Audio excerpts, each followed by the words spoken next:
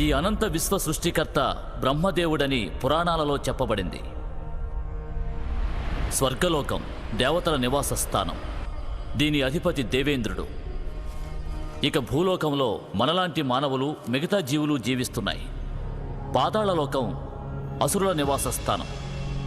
ఈ బ్రహ్మాండాన్ని సృష్టించడం ఎంత కష్టతరమో రక్షించటం అంతకన్నా కష్టతరం. లోభము, ఈర్ష్య, ద్వేషాల వంటి వాటి నుంచి రక్షించటం చాలా అవసరం. అయితే మరి ఈ బ్రహ్మాండ సృష్టి జరిగిన తర్వాత ఈ సృష్టిని ఎవరు పాలిస్తున్నారు? ఎవరు నడిపిస్తున్నారు? ఎవరు ఈ విశ్వం అనే రథాన్ని ముందుకు తీసుకెళ్తున్న సారథి ఎవరు?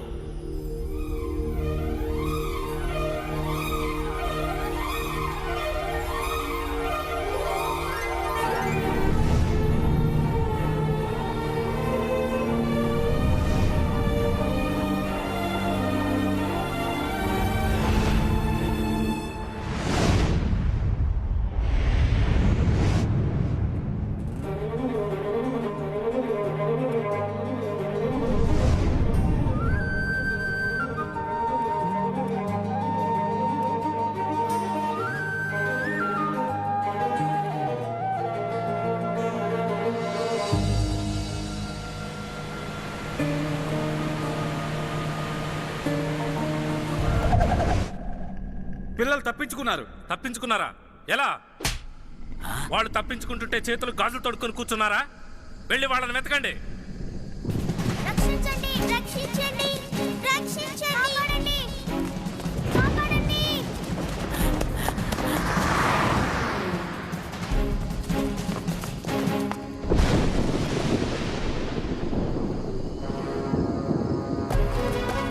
కాపాడండి, మమ్మల్ని కాపాడండి.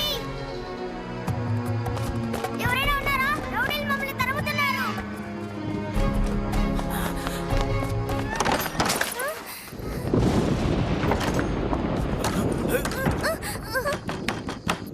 ఇరుక్కుపోయాం. అనవసరంగా ఇక్కడికి వచ్చాం. అజయ్ అన్నయ్య, అటు చూడు, కృష్ణ భగవానుడు. దేవుడా, ప్లీజ్ మాకు హెల్ప్ చేయి. నువ్వు సాయం చేస్తావని మమ్మీ చెప్పింది. దేవుడా, ప్లీజ్ ప్లీజ్. ఆయనే సాయం చేస్తాడు. అటు ఇటు కదలకుండా ఉన్నాడు. నువ్వే ఇటు వచ్చి నాకు సాయం చెయ్యిరా. ఇప్పుడేమైంది? వాళ్ళు లోపల ఉన్నారు. లోపల వైపు నుంచి తలుపులు గడి పెట్టుకున్నారు. తలుపులు పగలగొట్టండి. టేకు చెక్కతో చేసినవి. వీడి బుర్రలా గట్టిగా ఉన్నాయి బాస్. తగలబెట్టే. ఏంటి వీడి బుర్రన? కాదురా, తలుపుల్ని. సరే, తగలబెట్టేస్తాం. నల్లుల్లా మాడిపోతారు.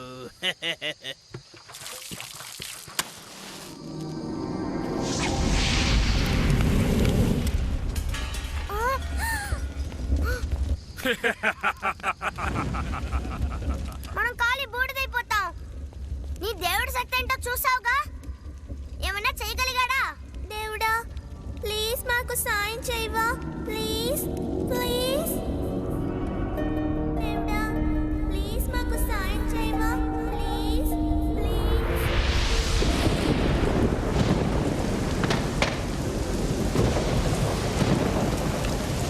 బతికిపోయాం. వర్షం వల్ల మంటలు ఆరిపోతాయి. చూసావా, దేవుడు సాయం చేశాడు. వర్షం ఎలాగో పడాల్సిందే. నిన్న సాయంత్రం నుంచి ఆకాశంలో మబ్బులు కమ్ముకొనున్నాయి.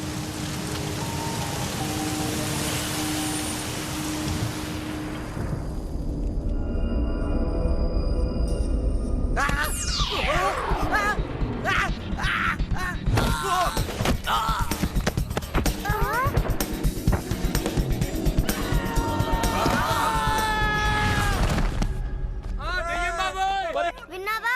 ఆ రౌడీలే అనుకుంటే ఇప్పుడు దయ్యం కూడా వచ్చింది బాబోయ్.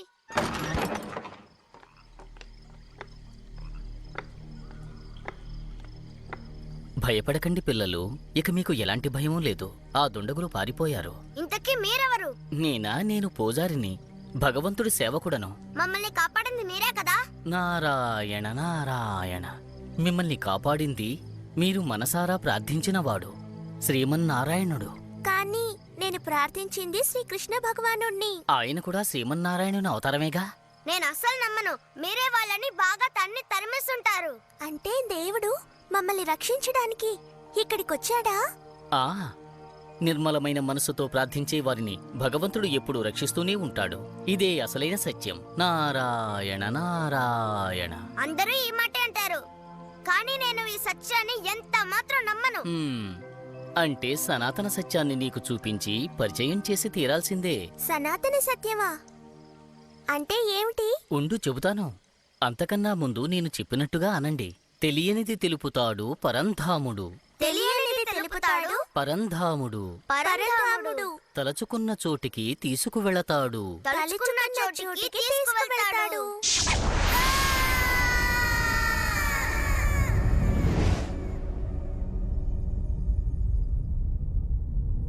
అన్నయ్య, నిన్ను ఒకసారి చూసుకో, అచ్చం పురోహితుడిలాగా ఉన్నావు.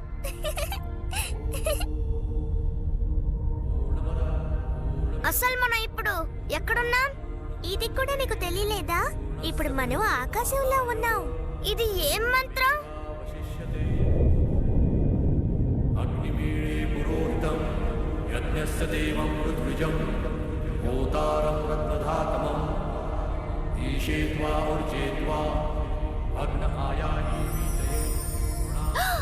బ్రహ్మదేవులు నిద్రావస్థలో ఉన్నారు.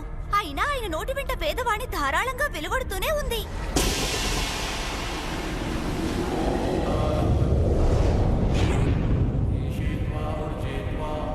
వేదవాణిని నాలో కలుపుకుంటే నేను కూడా బ్రహ్మలాగా అమరుడినైపోతాను.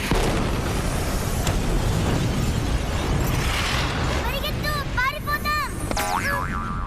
నారాయణ నారాయణ. మీరెవరు? నేనా? మిమ్మల్ని చూస్తూ ఉంటే బాగా తెలిసిన వారిలా ఉన్నారు. నేను దేవర్షి నారదుడను. బాబోయ్, అంటే తగాదాలు పెట్టే తగువుల స్వామి కదూ? ఏమిటి గందరగోళం? దేవతల మధ్య కూడా తగాదాలు పెట్టేశారా? నారాయణ నారాయణ. ఈసారి నేనేమీ చేయలేదు. ఇప్పుడు ప్రళయం సంభవించబోతోంది. ప్రళయమా అంటే ఏమిటి? అంటే ఈ విశ్వం అంతం కాబోతోంది. అంతమా? భగవంతుడా, ఇంకోసారి మాకు సాయం చేయవా ప్లీజ్? మీరు ఈ ప్రళయాన్ని ఆపలేరా? నారాయణ నారాయణ. చింతించకండి పిల్లలు, మీరు సురక్షితంగా ఉంటారు. మునివర్య, ఎంతటి అనర్థం సంభవించినదో చూచితిరా? బ్రహ్మదేవులు నిద్రావస్థలో ఉన్నారు, కానీ వేదవాణి ఆయన నోటి వెంట వెలువడుతూనే ఉంది. ఆ రాక్షసుడు హైగ్రేవుడు ఇదే అవకాశం అనుకుని వేదవాణిని తనలో ఐక్యం చేసుకుంటున్నాడు. అటులనే గనక జరిగితే ఆ రాక్షసుడు అమరుడైపోతాడు. అంతటితో ఆ వేదాలు యమపాసాలుగా మారిపోతాయి. అది అసంభవం. విధి విధానాలను ఎవరు మార్చగలరు? మనువు తప్ప అందరి అంతమూ అనివార్యము. మానవత్వాన్ని మరో యుగానికి నడిపించాల్సిన బాధ్యత ఉంది కదా.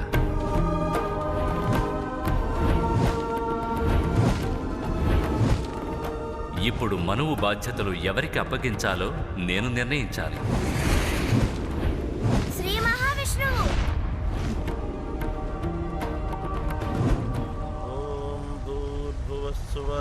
మహర్షి సత్యవ్రతుడు నా ప్రియమైన భక్తుడు. అతను దయగలవాడు, వివేకవంతుడు.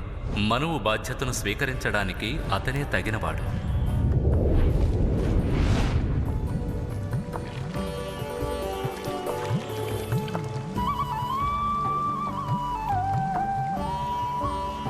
దయ చూపండి ఋషివర్య. నన్ను నీటిలో పడవేస్తే పెద్ద చేపలు నన్ను తినివేస్తాయి. దయ చూపండి. భయపడకు, ఇప్పుడు నువ్వు నా ఆశ్రయంలో ఉన్నావు.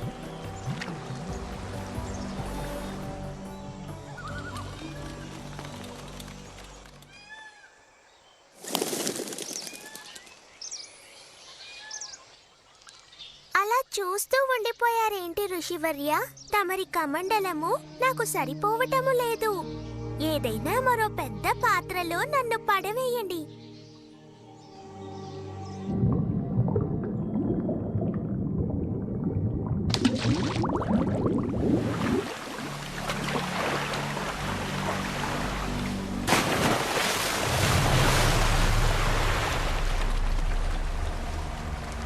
నీవు సాధారణ మత్స్యరాజానివి కావు. నమ్మశక్యం కాకుండా ఉంది. నా దోసిలిలో ఇమిడిపోయిన నీ చిన్నారి రూపం ఇంత విశాలమైన రూపంగా ఎలా మారినది? ఎవరు నీవు?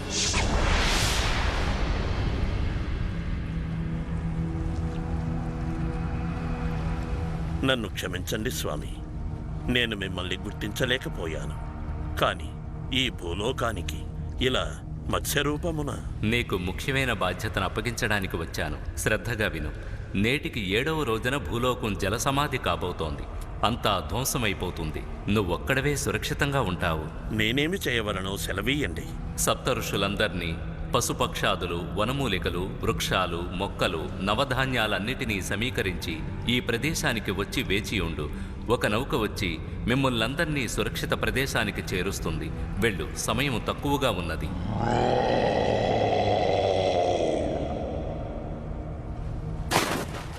ఆయుష్మాన్ భవ.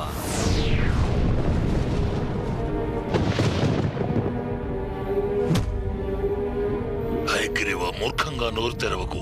వేదములు చేజారటం తథ్యం. వాటితో పాటు ప్రాణాలు పోగొట్టుకుంటావు.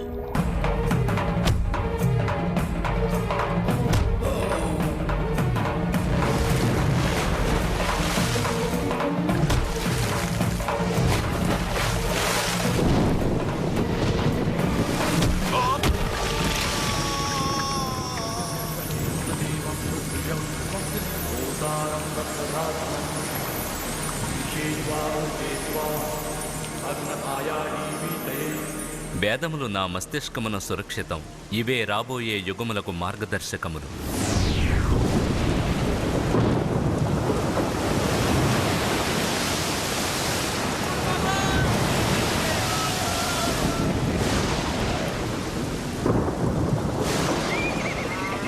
నీళ్లు వాళ్ళ మోకాల వరకు వచ్చేసాయి. కానీ నౌకేది? శ్రీమన్నారాయణుడు మాట ఇచ్చాక తప్పక ఆ మాటను నిలబెట్టుకుంటాడు.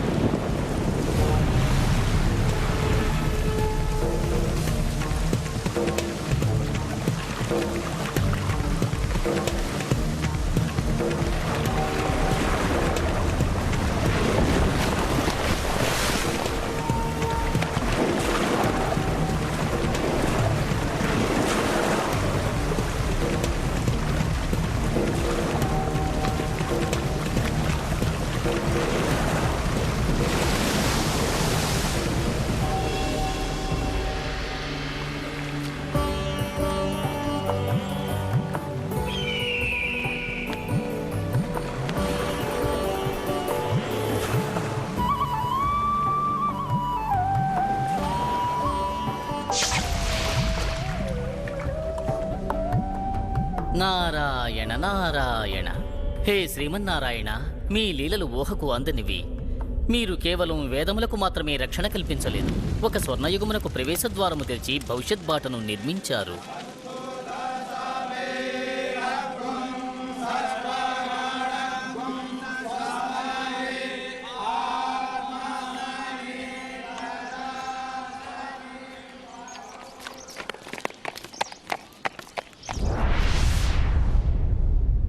భూలోకంలో జనజీవనం అందంగా ఆనందంగా సాగుతూ ఉంటే స్వర్గలోకంలో కూడా శాంతి సంతోషాలు నెలకొనే ఉంటాయి.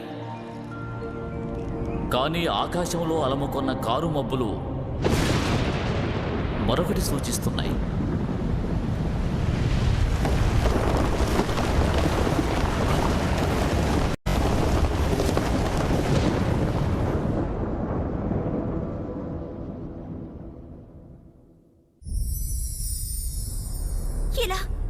ఇలా జరిగిందేమిటి మునివర్య?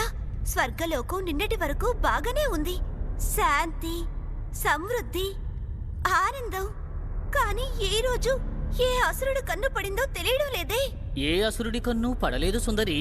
ఇదంతా దూర్వాస మహర్షి శాపమహత్యం. కానీ ఆ మహర్షి ఎందుకిలా చేశారు? ఎందుకంటే ఆ ఋషిపుంగవుడు దేవేంద్రుడికి ఎంతో అభిమానంతో పుష్పమాలను బహూకరించాడు.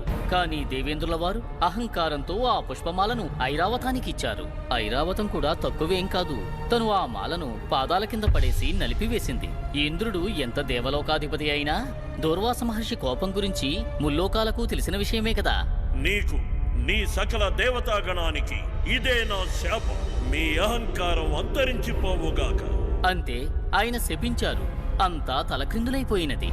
అయ్యయ్యో, ఎంతటి ఘోరం జరిగిపోయింది. మునివర్య, దయచేసి ఏదైనా ఉపాయం ఉంటే చెప్పండి. సుందరి, నీవు నన్నెందుకు అర్థిస్తావు? చేయవలసినదంతా ఆ శ్రీమన్నారాయణుడే చేస్తాడు. నేనేం చేయగలను? దూర్వాస మహర్షి శాపాన్ని నేను ఎదిరించలేను. అంటే మా గతి పరాజయము, దుర్బలము, అసక్త తలపాలు కావలసిందేనా? నేను అలా జరగనిస్తానా? లేదు. మీరందరూ సాగరమథనం చేయాలి. జరిగే పరిణామాల వల్ల ఏదైనా నిధులు వెలువడితే ఆ నిధులే గౌరవ మర్యాదలు పోగొట్టుకున్న స్వర్గలోకాన్ని తిరిగి ఉద్ధరిస్తాయి. సాగరమథనంలో వెలువడే అమృత భాండం వల్ల మీరు మరలా శక్తివంతులై సంపన్నులుగా మరియు గొప్పవారిగా మారగలరు. కాని ఈ మథనం జరగాలంటే మీరు అసురుల సాయం అందుకోవాలి. అసురుల సాయమా? నేను దేవతలకే రారాజుని. నేను శత్రువులైన అసురుల సాయం కోరాలా? నీలో ఉన్న అహంకారం అనే పశువుని నీ వశం చేసుకోలేకపోయినందునే ఈ ముప్పంతా. అయినా నేను మీ అందరికీ సాయపడడానికి వచ్చాను. మమ్మల్ని ఏం చేయమంటారు స్వామి? మథనంలో వెలువడే అమృత భాండంలో సగభాగము వారికి చెందుతుందని ఎలాగైనా మీరు అసురులను నమ్మించాలి. అందుకు వారు సమ్మతిస్తారు. కానీ అమృత భాండం వెలువడే వరకు ఎటువంటి స్థితిలోనూ మీరు అసురులతో యుద్ధము చేయకూడదు. వెళ్ళండి. సాగర మథనానికి మందరపర్వతాన్ని కవ్వంగాను, సర్పరాజైన వాసుకిని తాడుగాను ఉపయోగించండి.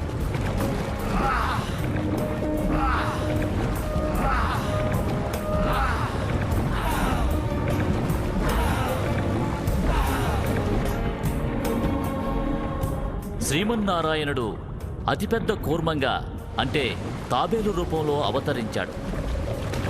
దానివల్ల తాబేలు వీపుపైన మంద్రపర్వతానికి స్థిరమైన ఆధారం లభించింది.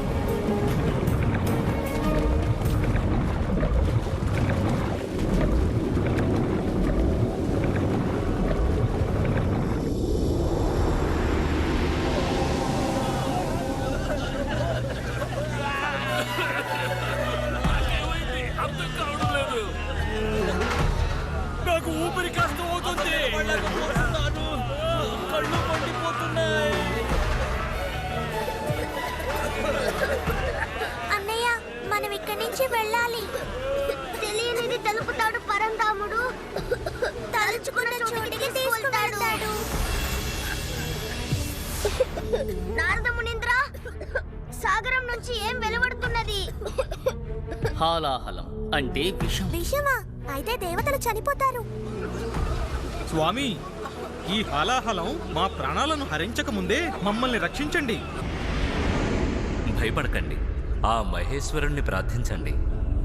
ఆయన మాత్రమే ఈ విషాన్ని గ్రోలి మిమ్ములను రక్షించగలడు.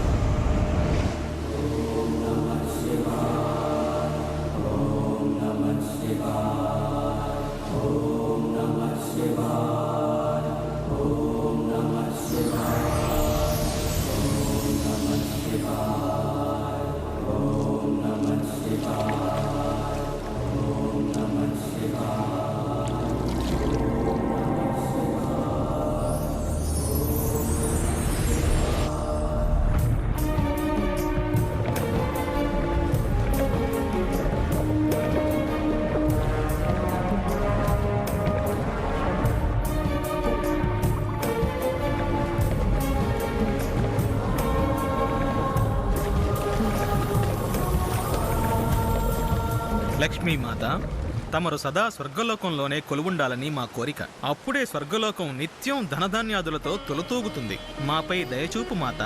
మీ అందరి కోరిక ప్రకారం నేను ఎల్లప్పుడూ స్వర్గలోకంలో కొలువుండాలంటే నేను శ్రీమన్నారాయణుడి భార్యగా మాత్రమే కొలువుంటాను. భగవంతుడా, మమ్మల్ని ఈ విపత్కర పరిస్థితి నుంచి కాపాడు. దేవి, నేను నీకు నా భార్య స్థానాన్ని కల్పిస్తున్నాను.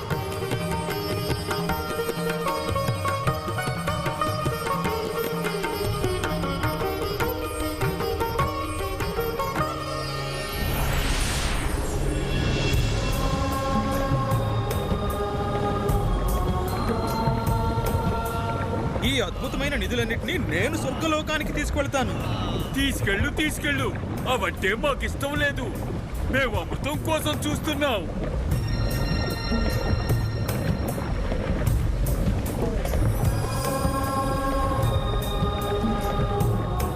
దాన్ని లాక్కోండి, దేవతల చేతికి అందనివ్వకండి. అమృతం మాది. ఇలా ఇవ్వు, నేను తాగుతాను. నేను కూడా తాగుతాను. నేను ముందు తాగుతాను. నేను ముందు తాగుతాను. ఆది. అమృతాన్ని అసురుల బారి నుంచి రక్షించండి. దాని మీద హక్కు మనకే ఉంది. లేదంటే అమృతం ఒక చుక్క కూడా మనకు లేకుండా.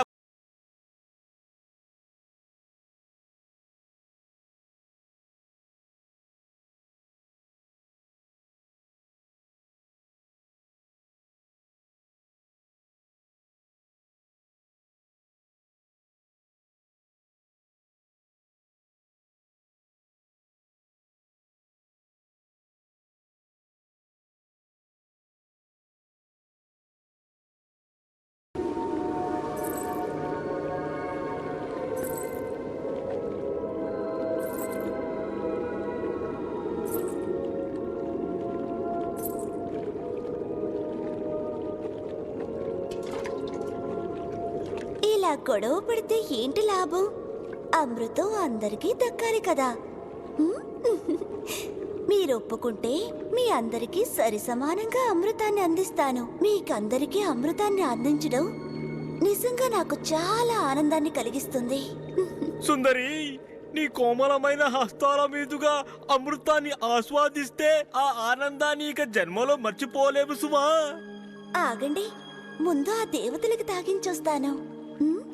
ఆహా, ఈ మోహిని రూపం ఎంత అందంగా ఉంది. హాయ్ హాయ్, ఆమె చిరునవ్వు నా ప్రాణం తీసేలా ఉంది. అమృతం కూడా బతికించలేదు.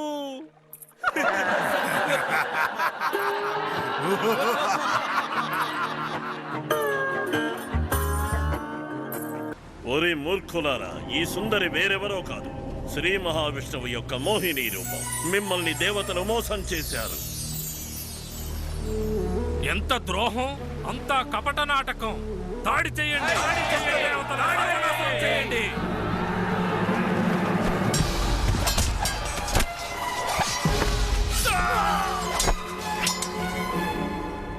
వదలండి నారద మునేంద్ర, నన్ను వెళ్ళనివ్వండి. నేను కూడా అసురులతో పోరాడి వస్తాను. బాలక, నీవు ఇచ్చటి నుండే ఆటను చూడుము, లేదా ప్రాణాలు కోల్పోతావు. ఎందుకని? ఎందుకంటే నువ్వు అమృతం తాగలేదు కనుక. చూసావా, నీ సోదరి ఎంత తెలివైనదో. నారాయణ నారాయణ.